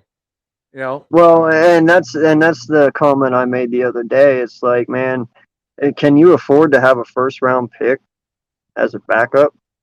You know, at that point, you kind of have to start thinking about trading him, because we have good depth at our offensive line. You know, and at that point, he becomes useless, and you might as well try and get what you can out of him and salvage what you can. Because if you're getting beat by a 7th round pick, that's bad. Yeah, you're right. The only reason I would try to lean towards keeping him around, even if it is coming off the bench, is because it never hurts to have. I mean, it never hurts to have a starting offensive tackle on your bench. You know, a starting level, and on top of that, if let's say Lane gets hurt again this year. Let's say his ankle, God forbid, knock on wood that this doesn't happen, but let's say his ankle blows out again, and Lane decides, you know what, I'm done. I'm gonna hang him up. Then we gotta figure out who's gonna be our starting right tackle next year. So if we could slide Dillard in to the left tackle, swing Mailata out to the right, because we know Mailata can play both sides. We've seen it. Then I think that definitely should be something that we, you know, consider for sure into our, you know, decision making. Well, I mean, in my opinion, if Johnson would leave next year, automatically I'm plugging in Driscoll at right tackle, because that's where he played last year, and he did a hell of a job playing there. You know, Driscoll, whether people want to believe it or not, he's our future right tackle, and Herbig is our future right guard. Like, that is why they got drafted, and Herbig is a big boy. I love this kid. I cannot wait to see him get better. You know, so that's our two starting right tackle and right guard whenever the future comes. So, you know, and not just that, but Dillard is the only one who is not versatile out of everyone. He's the only one that can play one position. I mean, to me, that's his weakest part of everything. No, that's a good If he point. could play left guard, I'd be all for it. I mean, if Stoutland could sit there this offseason and say, listen, give me 1 year to teach this kid left guard, he'll be the best left guard ever, hey, I'm all for it. But I can't promise you that this kid can play left guard. It's true because, you know, if he can't, then I think he's got to become more expendable. I really do. Yeah. Let's see here. What do you think, Vic? Yeah, well, I see it on both ends. You know, he is a first round pick, and if he's getting beat by Mailata, then yeah, you have to start looking into trade options. But at the same time, like Foothills was saying, you're going to want to have quality backups, especially on the offensive line of the ball, and especially for your left tackle position. You're going to need quality backups, you know, because if Mailata were to go down and we do trade Dillard, who are we looking at to take care of the left tackle position? We wouldn't have anyone. Yeah, we got Brown. Brown, the guy from the Colts, they just picked up like 4 weeks ago. But again, for us, Jamon Brown or whatever the heck his name is, I forget. He's not Jamon Brown, because Jamon Brown was the guy who was more worried about getting autographs than actually playing the game. I don't know if that's his real. I forget who it is, but yeah, no. I mean, we got options, man. You know. Yeah, like I said, I see the both sides. You can trade him if he doesn't, you know, get that starting role. But again, you should keep him because you want depth at that position. Now, for me, my biggest thing I'm looking forward to in training camp is that D-end, you know, position battle. Josh Sweat versus Derek Barnett. You know, the old man knees compared to the first round pick. We've seen a lot, you know, there's been a lot of talk this year between Eagles fans. You know, a lot of us believe that Sweat had more than earned his position. I mentioned it before. He's only played 40% of the snaps, and he's one of the team leaders in every single category. That is wild. With production like that, you know, you have to start him. You have to get him on the field. Whatever you have to do, he needs to be on that field, because when he's there, it's been shown he's producing. Barnett hasn't done as much. So, yeah, that's my biggest thing that I'm looking forward to for training camp is that position battle. I can't argue with you that at all, because that's definitely going to be on my radar too. Because I think that you hit the nail on the head, and that's a big reason why I've been saying that.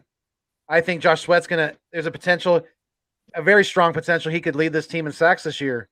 Because like you said, in the limited amount that he did play last year, he lit it up. So yeah, Josh Sweat is definitely going to be. I think he's going to be our starting defensive end. I think it's going to be him and Graham with Big Cox and Hargrave in the middle, and let the other guys fight for playing time and things like that. But I love the Kerrigan signing too, because he played less than 35% of the snaps and almost had 6 sacks last year. And yeah, he did have a lot of talent around him, but he still produced in that limited amount of time that he got on the field. So anybody who says that Ryan Kerrigan is done, yeah, you're going to be eating your words. No lie, man. I said this the other day, and I'm going to stand by it. Josh Sweat is a beast. Okay, he really is. I understand you're not using him because of his legs. Okay, you don't want to wear him out. But this is the way I'm looking at it now. I would rather have 3 amazing years with this guy than just not use him at all and just use him here and there and him be mediocre. Let this guy come out and be phenomenal for 3-4 years, however long his knees last. But at least let him live it up. You know what I'm saying? Let him just terrorize everyone. Because if you ask him, I'm sure he'd say the same thing. Yeah, I'd rather have 3 amazing years than 7 mediocre. Yeah, I think you would too. Yeah, we all seen that video with the drill between him and Barnett. Sweat got up, was faster in every way. You know what I mean? So his knees, if there are issues with it, doesn't seem like it affected him during camp. Again, and a lot of times I think that could be an excuse because you do have a first round pick, and certain GMs don't want to look like an idiot for drafting him and him producing nothing. Yeah, and that fits Howie's MO. You know, that fits his MO to an absolute T. He's done that before, you know, and for him to, with the rumors that were out last year about him being, you know, in the decision making of who's on the 53-man roster when it comes to game day, that is if there's any validity to that, that's absolutely just asinine, because that is so outside of his lane. It's not even funny. That's a coaching decision, pure and only. It should be solely a coaching decision, absolutely, because when you have guys overstepping their bounds like that, then it opens a whole clusterfuck of trouble. We saw it. So yeah, he needs to definitely stay in his damn lane. Yeah, and that definitely could be a coaching decision, because if you think about it, your whole career is dependent on someone else's choices. You know what I mean? Especially when it's someone who isn't a football guy. Let's be honest. Howie is great at the money, but he's not a football guy. He's not a great talent evaluator. So as for a coach, I wouldn't feel comfortable with him picking my roster. Yeah. I mean, if you had a guy who has been in the trenches before, maybe a guy like John Lynch, for an example, you know, Ozzie Newsome, yeah, those guys possibly, yeah. But when you have like you said, when you have a guy who's not a football guy, then you need to stick to doing what you do best, and go get your pocket protector and your calculator and go crunch some numbers. Because let me figure out who's going to be on my starting offensive line come game day. You don't worry about that. You know, you let me be the chef. You give me the ingredients. You bring it into my kitchen and you let me cook. You know, don't have it any other way. Yeah, that was the old Parcells line. You know what I mean? Like, if you want me to cook, I got to buy the ingredients. I got to make the meal. You can't just come through and bring everything and think that I'm going to make a meal out of that. You know what I mean? Like, I got to be the one that dictates everything, because if not, then it's not a meal that I'm making. Yeah. Yeah. Yeah, this isn't a Gordon Ramsay cooking show. You're not picking the ingredients for me. You know, you have to, or I should say, I'm not picking the ingredients for myself. You're providing it for me. So we got to work together. Definitely. Yeah. Well, and you know, that's the thing. I like to think that it's a little different this year. You know, it's like I said earlier. In a way, I want to feel that somehow, some way, Nick got through to Howie. You know, because if you look at this draft, it's not a normal draft for us. You know, you look at the offseason acquisitions that we got, it's not normal. You know, it seems like he listened to these coaches when they said who they wanted to add to this team. He actually listened for once. Now, I don't know why that is. I don't know why, you know, maybe it's just because it's puppy love, because it's just fresh and new, you know.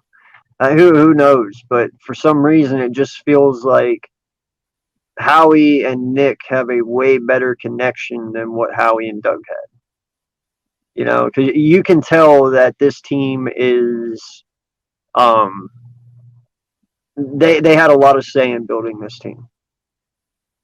You can just tell. I think a lot of the change this season too has to do with Howie's ego. Last year, it got checked majorly because the whole fan base wanted him gone.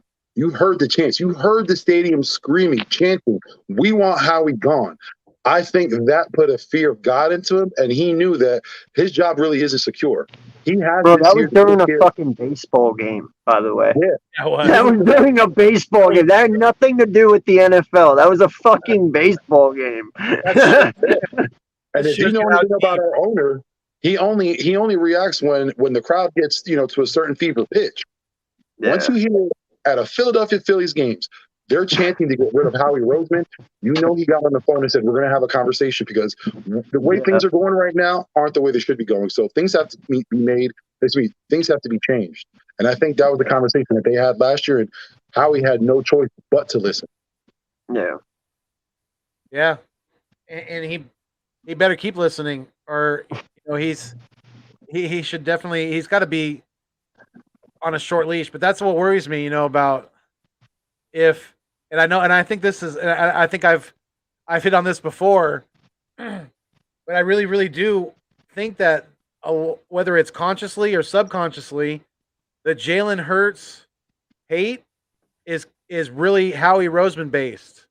And I say that because if Jalen succeeds, that means Howie's probably going to stay. And everyone wants Howie the hell out of Philly. So that's where I think a lot of the Jalen Hurts hate is coming from. I really do. Because they know it. Because if Jalen succeeds, Howie's gonna sit back and go, "Yep, that's my draft pick. That's my guy. See what I did? See, I can draft. Give me those three first round picks and let me show you what I can do." Yeah, hopefully he doesn't hold on to that, because even then, you gotta put Howie to the flames, because let's be honest, he really didn't pick Hurts because he thought he was going to be a starting quarterback. He picks Hurts because he's seen the how do you say it, the fashionable thing in the league was to get that dual threat quarterback, to bring him in for a play, to have him in as a running back or a wide receiver as a tight end.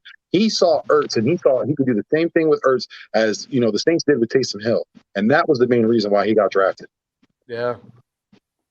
Yeah, and we needed a valuable backup as well. Remember, Doug stood by that the QB number 2 was the second most important position, and that was his thing.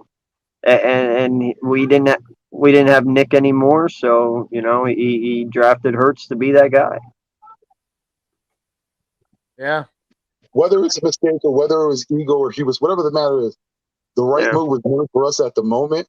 We'll be the ones that'll benefit from it.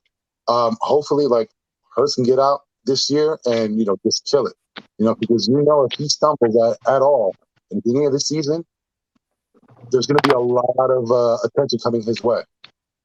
And I think there's a lot of Eagles fans out there that would agree that, yeah, on paper this is Howie's best draft this past year, but I mean, are we really letting him off the hook for all of the shitty ass drafts that we've had damn near every year that he's been our GM for the last decade? Are we letting him off the hook that easily?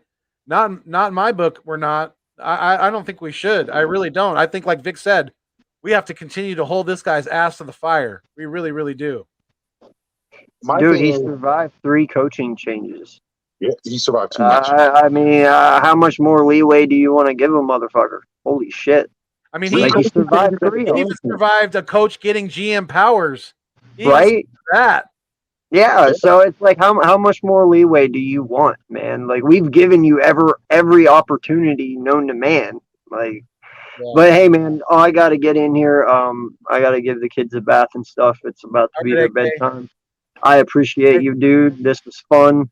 Vic, Jordy, all of you, everyone watching, thank you so much. Appreciate you. You guys go sub up to AK Eagles, Eagles Uncensored. The link is in the description. Let's get him to 200. He hit 150 today. Let's get him to 200 very soon. So shout out to you, my man. Go take care of the family. Thank you, sir. I will. And at 200, I'm doing another giveaway. So at 180 subs, I'll announce what it is. So if you want to know, get to 180 fast as possible, and I'll tell you. Give the kids Uncle Foothills love. Will do. All right, peace out, buddy. Later. All right. So, I mean, Jordy, who do you see being the primary running back behind Miles coming out of camp? That's a tough question, especially depending on how the running back room will be built. I think it's going to be built to be 5 running backs and use a bit of 2 running back sets, because we haven't really seen that in Philly, and you saw a bit of that in Indianapolis, and it definitely could be beneficial here. Yeah, I agree. I think it's very much a toss up, but I think it's probably going to be whoever wins the power back battle between Howard, Kerryon, and even Holyfield. You can put that conversation, because whoever wins that's going to be probably your number 2. Okay. And to me, I think it's probably going to be carry on because just some different factors. But Vic, what do you think? Yeah, I agree with you. It's going to be Kerryon Johnson. Like that's what he was brought here for. He was brought to be the backup. I understand that there's some health concerns, but I don't think that's going to be anything too serious for us to be concerned going into the season. Kenny Gainwell, depending on how camp falls out, he could be fighting for that position for the second spot. At the moment, I don't see him winning that. Now, and running back, my dark horse for that fourth spot, if the Eagles choose to do that, I'm going to have to say that's going to go to Holyfield. I've seen some things in camp, and he's talked about a lot. He's a very physical back. Yeah, I think he's that dark horse to get on that team. Okay, all right. Yeah, and I definitely am not counting Holyfield out because, like you said, I've been hearing some good things too, and that kid is, he's built like a linebacker. He is definitely built like his dad, like a boxer. So, yeah, Holyfield's he's another bruiser back that we have definitely in the stable. So it's going to be interesting to see how this kind of pans out. But I definitely think that as long as he stays healthy and the knees are okay and things like that, Kerryon's going to be our number 2, especially with his ability to pass block. At the running back position, that's very it's very key. That's how, especially you can bring him in on third down, and be that third down back on third and long. And if he need to keep him in there to pass protect, he can do so at a very high level. Then yeah, that's my guy. Absolutely, Kerryon. And I'm carrying on now, but yeah, Kerryon Johnson is definitely my guy. Yeah, he'll most definitely be that second back. Like I said, that's the reason why they brought him in here. They're not going to waste time and bring someone just for a camp body. That's what we got Jordan Howard for. Jordan Howard is our camp body. He's not going to make this team. He's not going to make an impact on this team. He was only brought in here to compete. That's it. And I don't see him making it. Yeah, that was one of the weirdest things, last year with the whole Stinger thing with him. It was like it's like he was day to day for like more than half of the season last year. It was just kind of bizarre. The words I want to use when it comes to his injury status last year, it was just kind of like what the hell is really going on with him? You didn't see anything out of him in Miami. The best Jordan Howard we've seen was back in his when his first stint with us. So yeah, it's been a minute since he's even been able to produce out there on the field.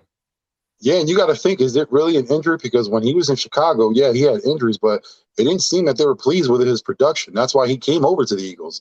And, he had a decent season with us. And when he went to Miami, like you said, he was on the bench the whole time. Is it really something physically wrong with Jordan Howard, or is it just Jordan Howard? Exactly. Yeah. That's a very good question. And I think we have enough heads in this competitive running back room to where, yeah, I can't really argue that too much and say that he's not. There's a good chance that he doesn't make this team.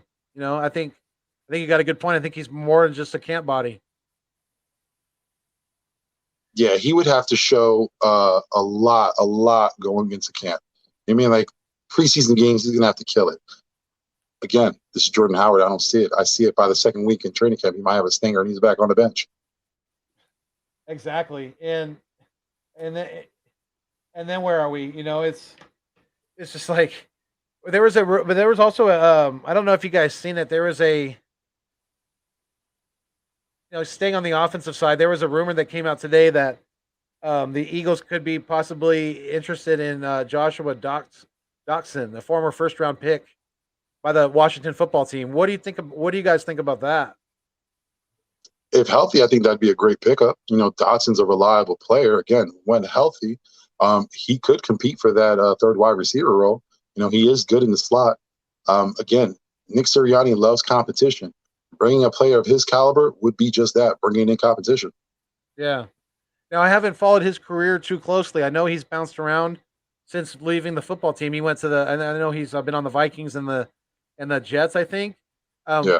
Has he had a lot of injuries since he's been in the NFL, or is it just not been able? I think he had concussion issues with the Redskins, if I'm not mistaken. I know he had some leg injuries with the Vikings. I think he played maybe one game last season, if I'm not mistaken.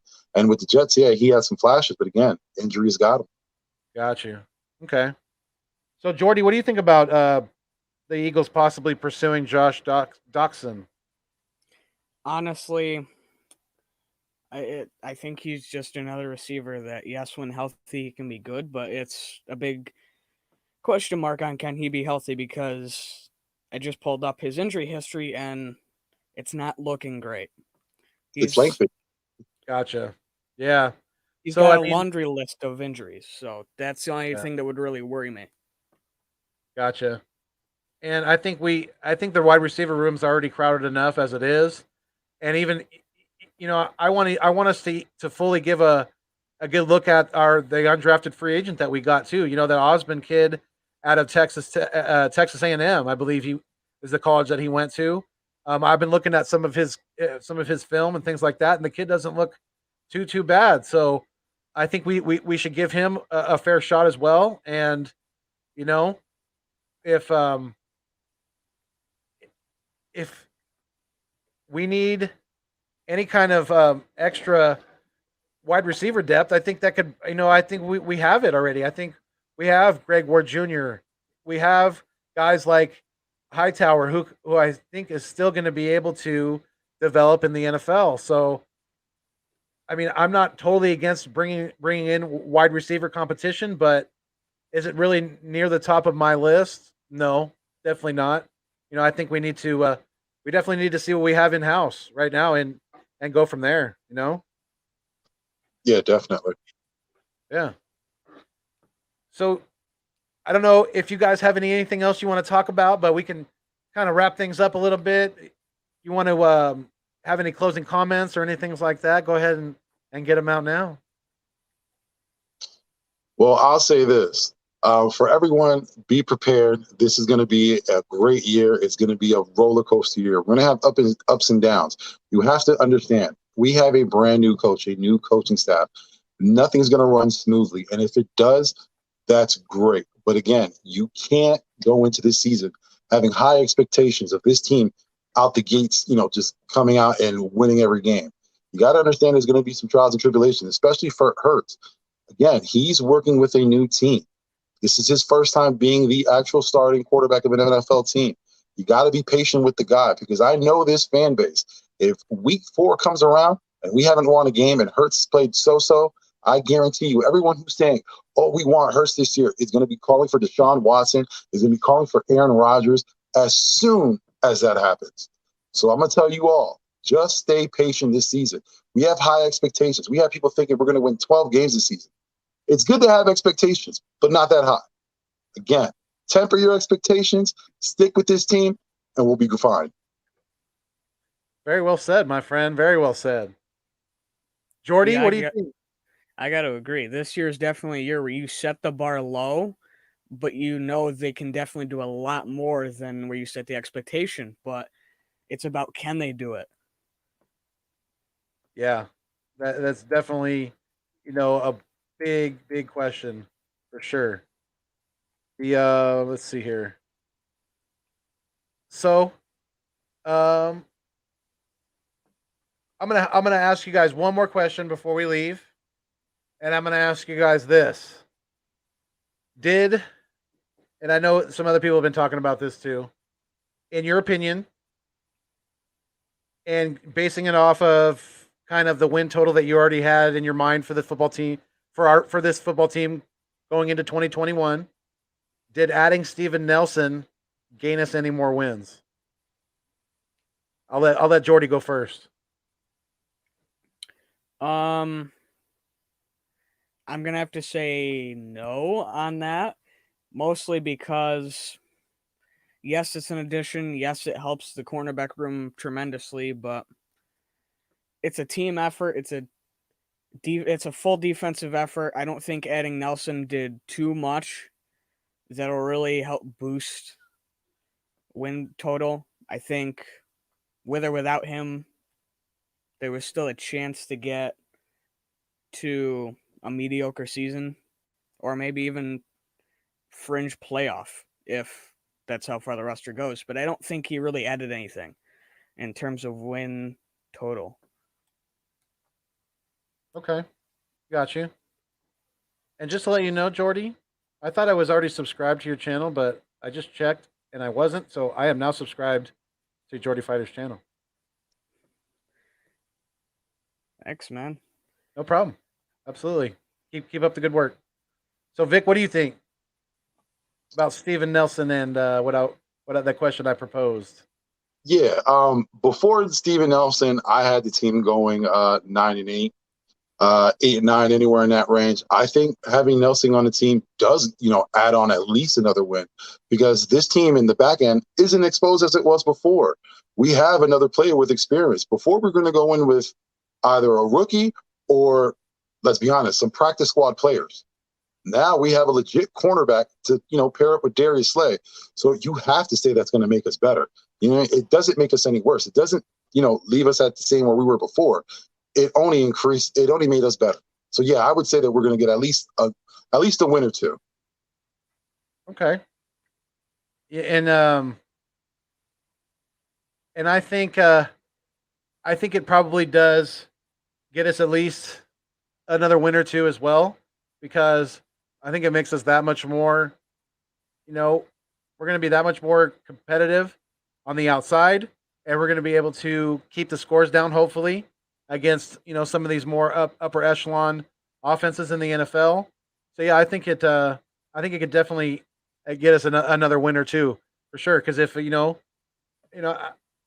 being somewhat optimistic, I had us probably I think before we got Nelson, I had us in that 9 to 11 wins possibly, and I could see us possibly getting to that 12 win mark, I think so. So yeah, I agree with you. I think Steven Nelson definitely is making us a lot more. It's just tight. It made me feel so much better knowing that we have a legitimate CB2 going in, to training camp, going into this season, and just not have to put so much pressure on some of these guys who just haven't been either don't have the experience or they haven't been successful on the outside. So yeah, so that definitely all right. Look, Jordy, I got you another one. Looks like Prime Time with Stephen Joyce just subbed you up as well. So definitely shout out to Jordy Fighter. Thank you for joining the live stream tonight. I really, really appreciate it. If any of you Philbillies out there who are watching this live or watching the replay, if you haven't done so already, make sure you go sub him up and help him build his YouTube channel. And yeah, Vic, you don't have a channel, right? Nah. Like I always say, man, this is a game for the young and hungry. If I was to do something, it'd be something like this in this format where we have a couple of guys on the weekends, discuss Spurs football. But to do the day-to-day grind, I don't think I could do that. Got you. Yeah. But hey, one thing I just wanted to add, on the Nelson tip, when you're adding depth, experience, and versatility, you're only making your team better. Agreed. And we need that depth and experience at the CB position, especially going into a whole new system, a whole new coaching staff. These guys that may have a guy like Michael Jacquet, who has struggled in the past. He needs to just kind of put that behind him, clean the slate, and just keep his eyes on the prize, keep moving forward. And I think I'm not ready to close the book on guys like that. Michael Jacquet, I think is still going to be a very, very. I think he's a very good. I think he's definitely a project, and who knows, he could turn into a good cornerback in this league. I'm not ready to just chalk it up to him being a totally bad player because he was in a really, really bad system. So, yeah. Absolutely. So I think we've gone long enough. We're right around that 2-hour mark now. So I want to thank each and every one of you guys for joining the live stream, for all the comments in the comment section and the feedback and things like that. Shout out to everybody who was here.